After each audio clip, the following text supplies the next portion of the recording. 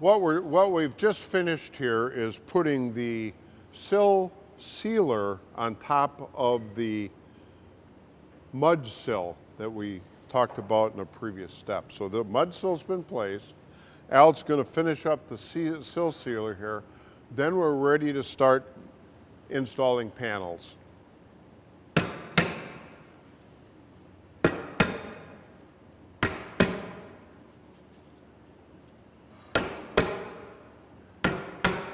Any kind of stapler works for setting these pieces of sill seal down. These come with your kit. So we're going to do some more sill sealing later, kind of optional things that you may have to purchase locally, or you'll tell us ahead of time if you want to do what we call our super thermal break installation.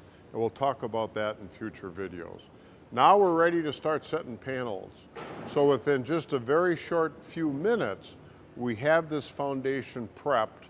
We have this floor deck prepped for the installation of the cabin.